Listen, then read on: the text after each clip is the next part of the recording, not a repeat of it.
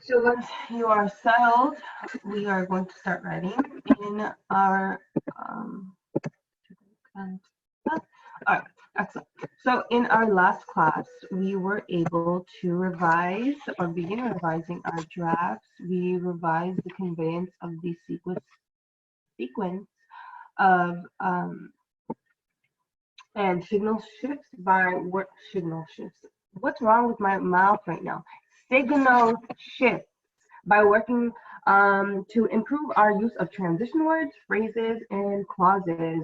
We also improved the precision of our words and our phrases. So today we're going to actually continue revising our third episode by refining our use of narrative techniques and literary devices. So we note that these author craft elements are what make our writing interesting and engaging to the reader. So we have a generated list of narrative techniques, and as a review, narrative techniques are author's craft devices that are used to add interest and complexity to good stories. There are many different narrative techniques, but for now, we're going to focus our attention to the one on this slide, the ones on this slide over here.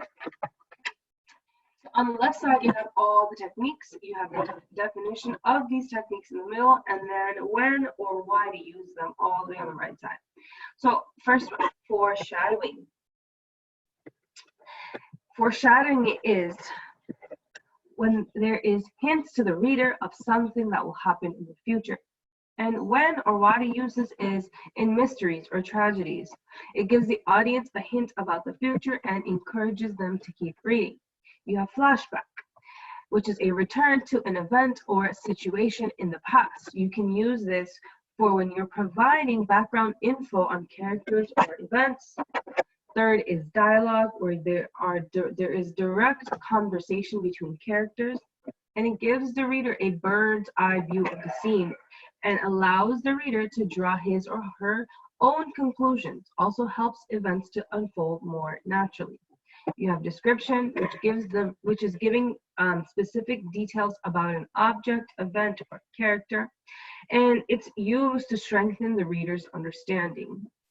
Next is change in point of view, where there's the shifting of the narrative from first to third person, or vice versa, and this allows the reader to understand the inner thoughts of more than one character.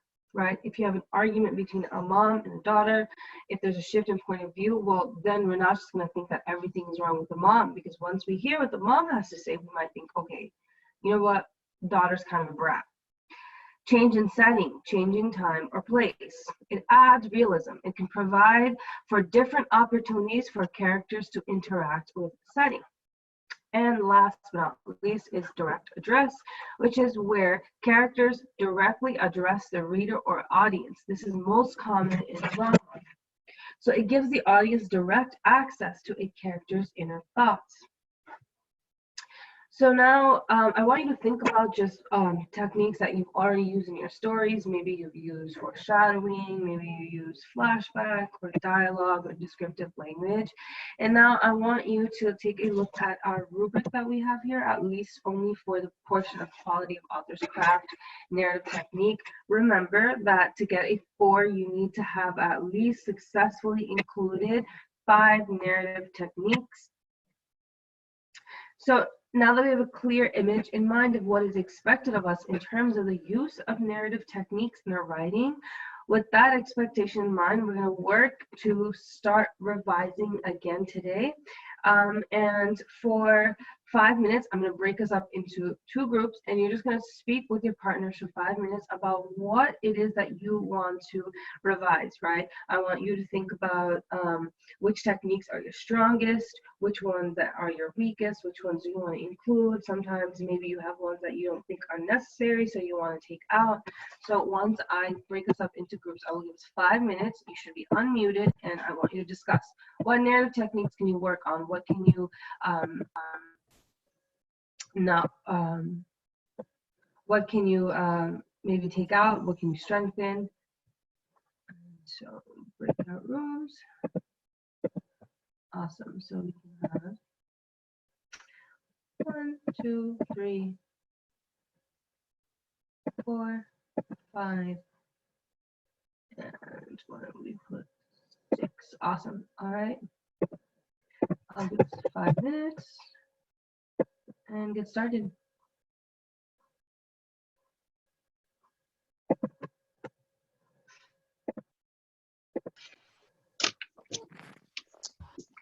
What do we think, guys?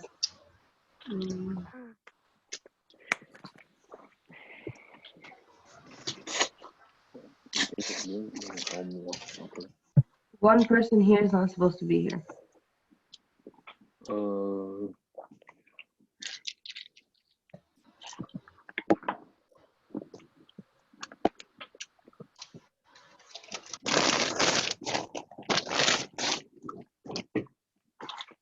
right. Okay, now there's 6 in each. All right. What do we think, guys?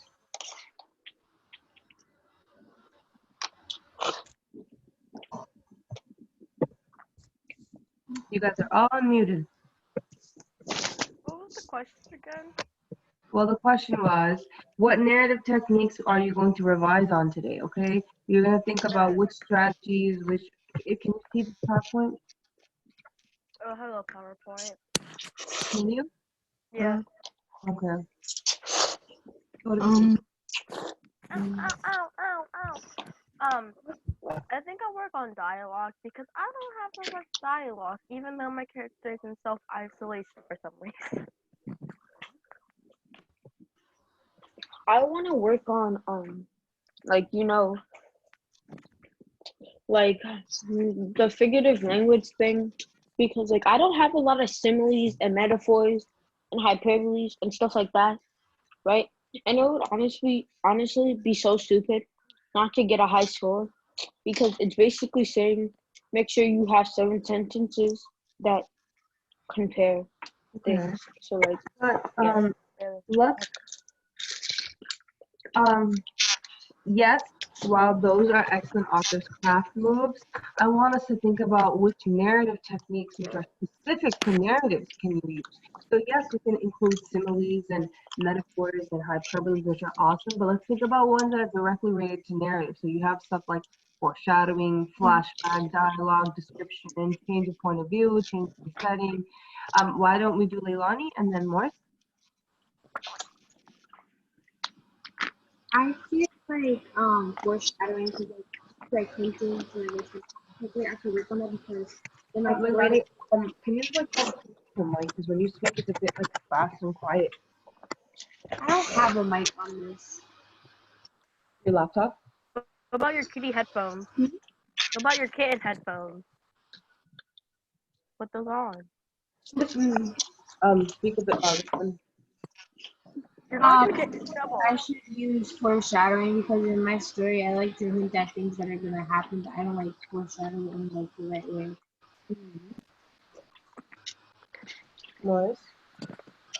Okay, so I think I'm gonna focus on changing point of view, and I'm gonna use it to like build up suspense. I'm gonna use it to build up suspense. Interesting. Jessica, Kaylin?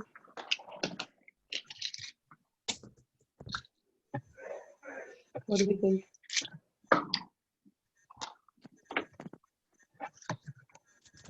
Jessica, what are you gonna work on? Thank you, Chanel, for being so active and getting your group members to participate. Yeah.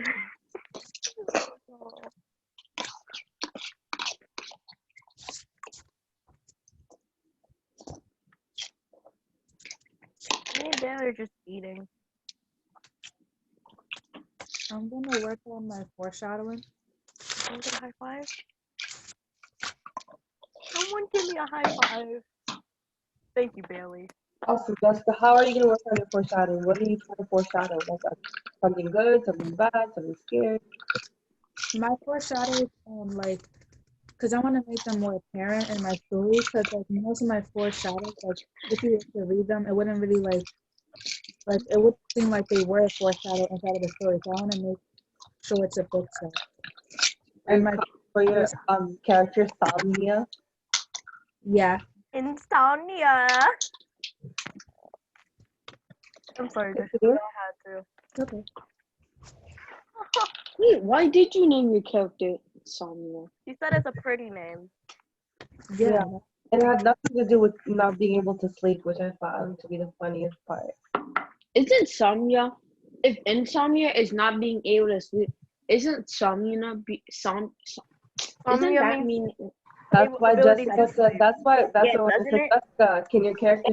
Wait, I She just said yeah. right? I know, right? Because well, then I guess her character's name does make sense. All right. So I hope you had the chance to discuss with your partners about where your narrative techniques in your episode 3 are, if they need to be strengthened or if they need to be taken out, or which ones you want to add. So as we did with narrative techniques, we're now going to work to refine our use of literary devices, the second type of author's craft in our writing, right? So author's craft are narrative techniques, but there are also literary devices. So right here, Bailey actually started talking about literary devices, and I had to tell her, let's focus on narrative techniques, because narrative techniques are different from literary devices, because you'll see in your rubric that there are actually two different departments. So earlier in our process, we brainstormed some literary devices, which I'm going to project up here. So we thought about different literary devices that might work in our drafts, and these are some of the literary devices that you could have included. Okay, I'm going to go through each craft type, and I'm going to define them for you. And I want you to think of an example in your mind as I'm reading through, okay? So some craft types are simile, metaphor, personification, alliteration, allusion, analogy, hyperbole, and irony. Now, I know I keep mentioning these every single day, sometimes for multiple subjects, but I think it helps for me to just keep restating and keep repeating these things so just it sticks in our head. So a simile is a comparison that uses the word like or the word as. A metaphor is also a comparison, but it's implied. It's a comparison where the author states that one thing is something else. Not that it is like something else, but rather that it is something else. Personification, assigning human qualities and characteristics to non-human things. Alliteration, a repetition of initial consonant sounds, just like my name. Allusion, an expression designed to call something to mind without mentioning it explicitly. An indirect or passive reference, think about grammar and the three types of allusions we study, literary, biblical, mythological. Analogy, pointing out a similarity between two things that are not generally similar. Hyperbole, deliberate exaggeration, and last but not least, irony, the use of words to express something different from and then opposite to their literal meaning.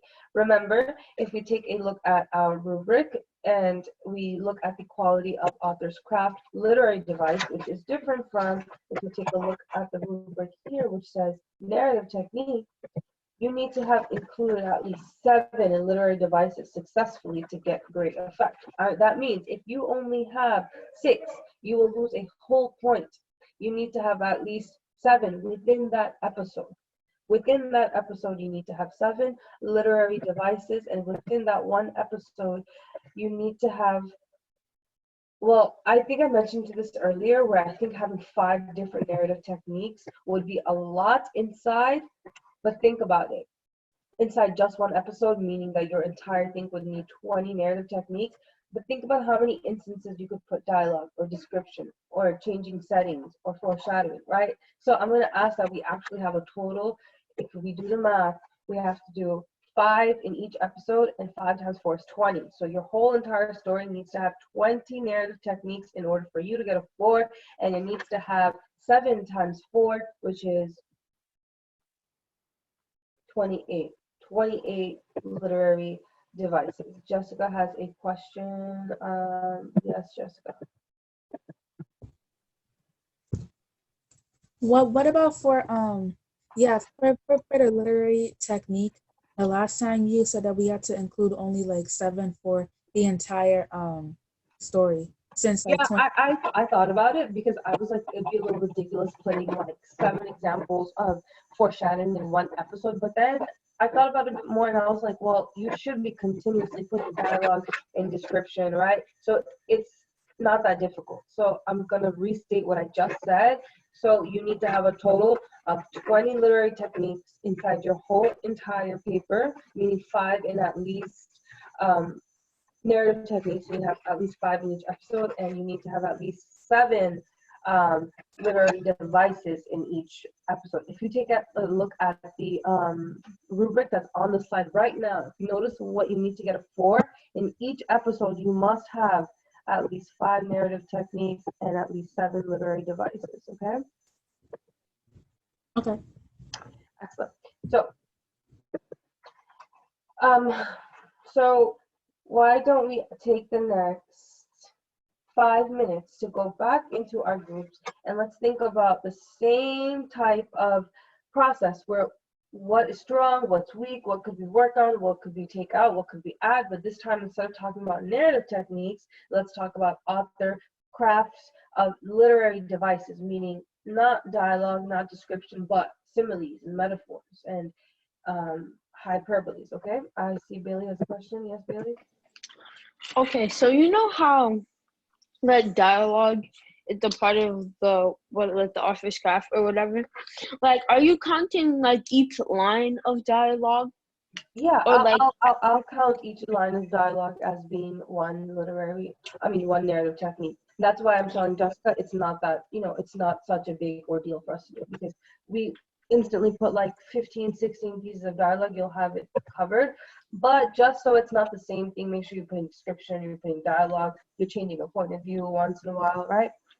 It Thank sounds you. daunting when it's written like, whoa, what do you mean 20 or what do you mean 28? Yeah, it's just counting each small specific thing. That's why it sounds like a lot. All right, so I'm going to break us up into groups again. Remember, we're spending 5 minutes. We're talking about in those 5 minutes what literary devices. I'm going to leave this chart of literary devices up here. What literary devices have you included that you think you can work on? What have you included that you're proud of? Which ones need that you want to take out? Which ones do you want to add? Miss Ramon, let's give them just like 30 seconds so they can look at those literary devices. And then when they go into the breakout rooms, that way they have something to talk about because this won't show in the breakout room. Got it. So I think what I can actually do is copy and paste it in a blast that they can look at in their breakout room.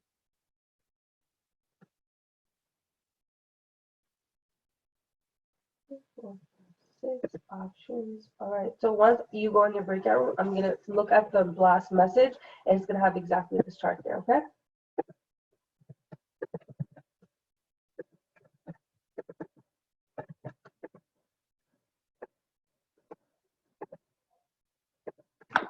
What's up? Oh Lord.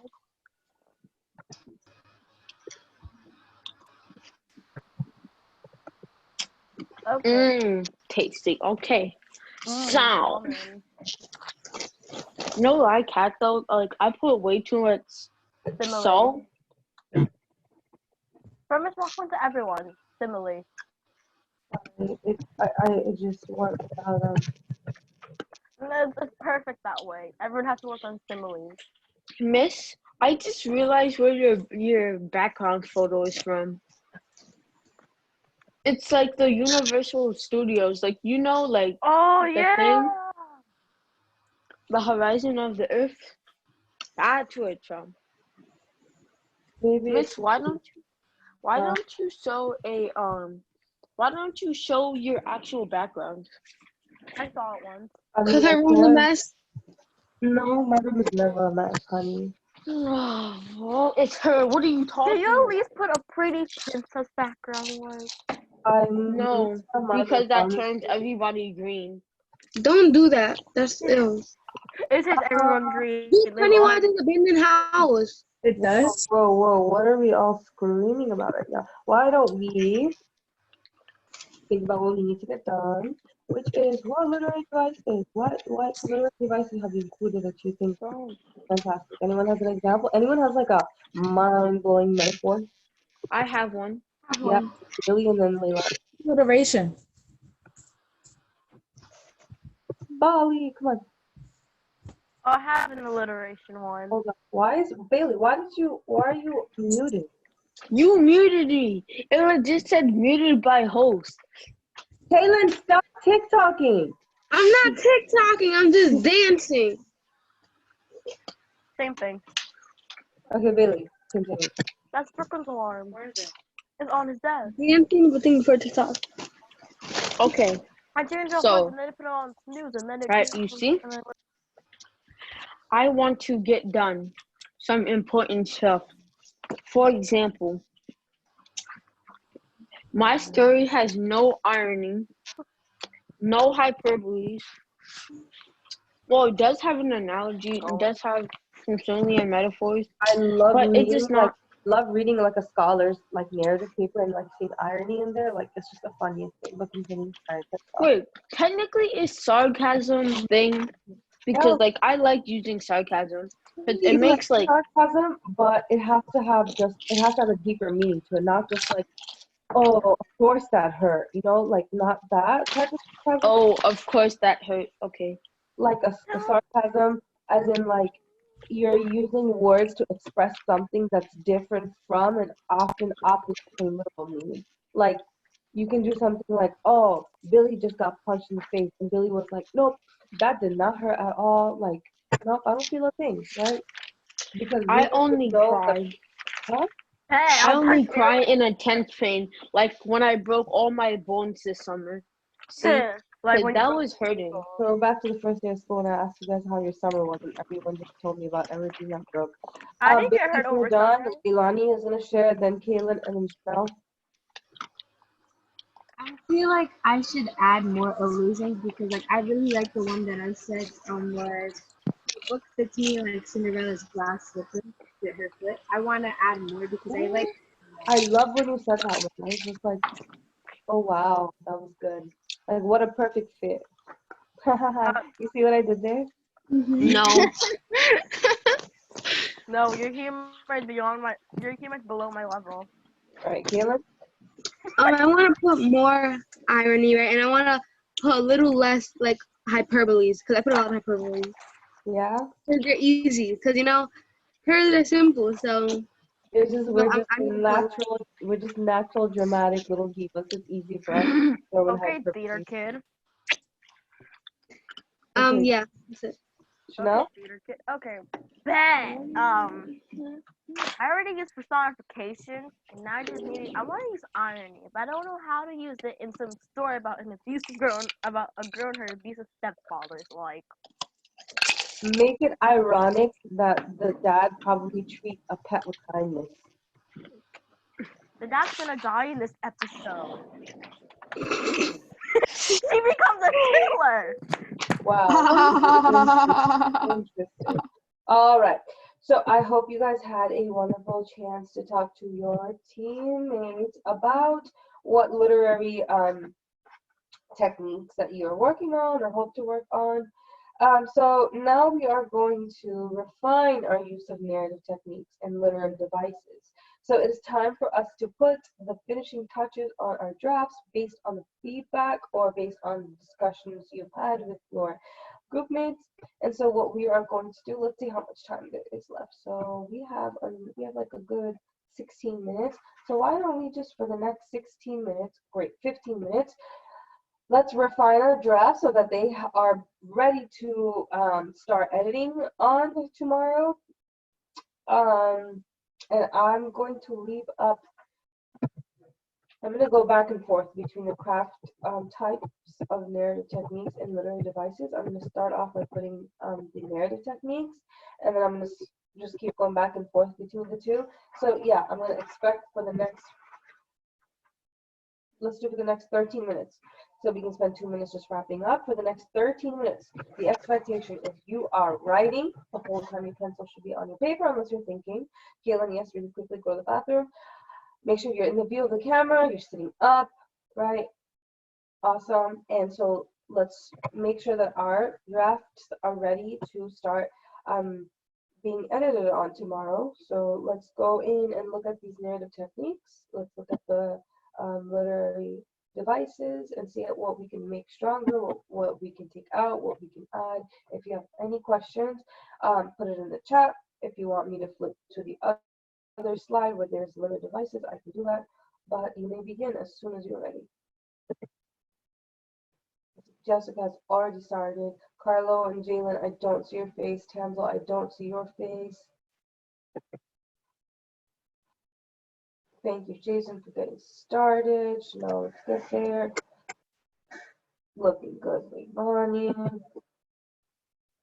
Once again, Tamzel, Carlo, Jalen, I need to be seeing your face 100% of the time. Carlo, get professional. Thank you, Daniel.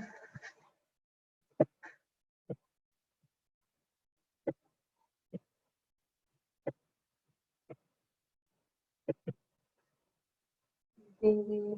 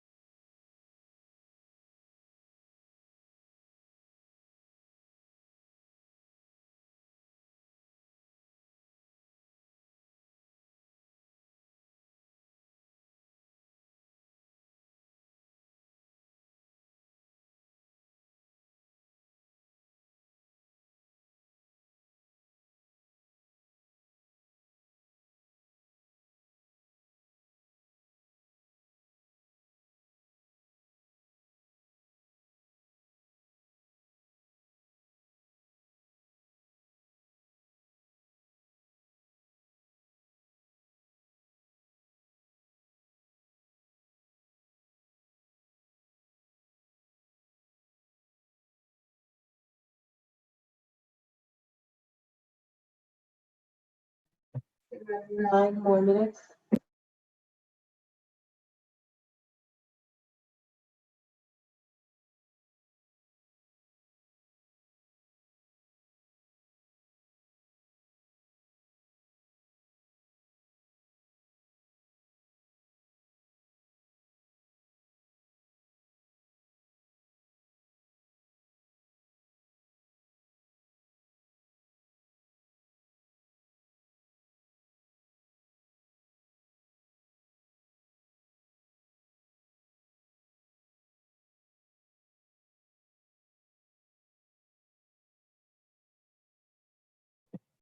Yes, Dad, I'm coming back in 3 minutes.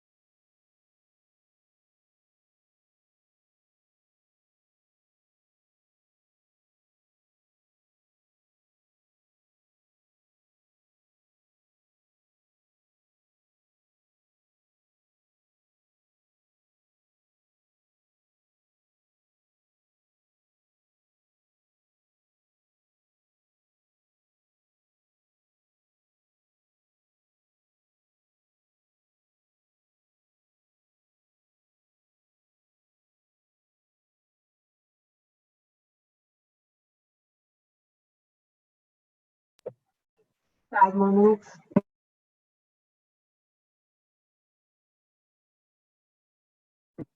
Jalen, Carlo, Vicky, Tamzo, I'm not sure why it's just so hard to stay in the view of the camera. Right.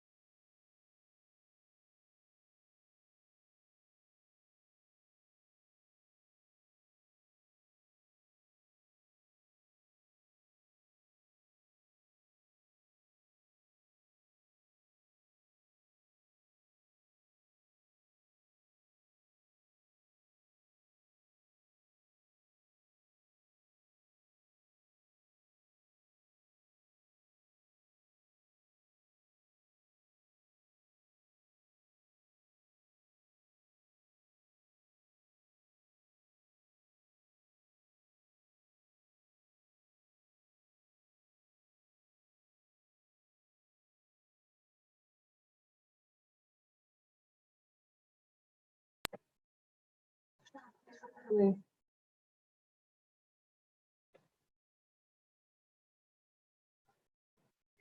So no, please put that away.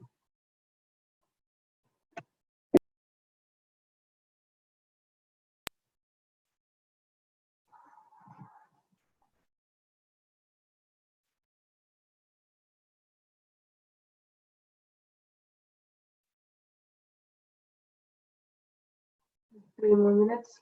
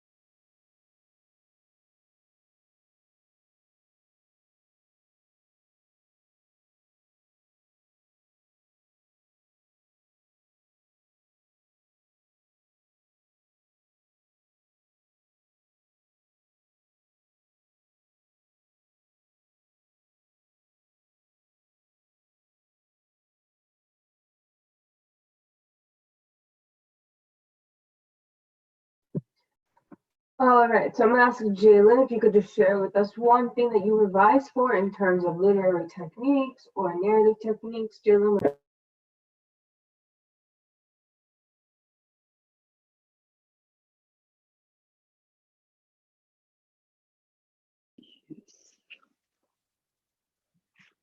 Alright, so just one. Okay. So I revised like I revised. So I put in the beginning of my sentences or the ones that needed it. I put like transitions and then what else I did like similes and metaphors that I added to further describe what's happening in the story. okay. So if I could just have everyone lift up their work just so I can see where where we are at. All right, looking good. I'm very proud of you guys for just being able to pick up and just start. I know that it gets a bit difficult when not everything is in here with us. A lot of us left our drafts, and a lot of us don't have the resources. But excellent job. I'm just so proud of you guys. Like I know this is different and just the first time anyone's had to do a lot of these things. So great job. All right. So today we worked on revising, considering literary techniques and narrative techniques. Tomorrow or Monday, actually, we are going to start and edit our third episode. So I ask that over the weekend you just finish adding these last touches. If you still need to drop some parts, if you need to revise, because we will start to edit and then publish and move on to our fourth episode. Okay. I think someone has. Yes, Miss Tinty has a message for us all. So we had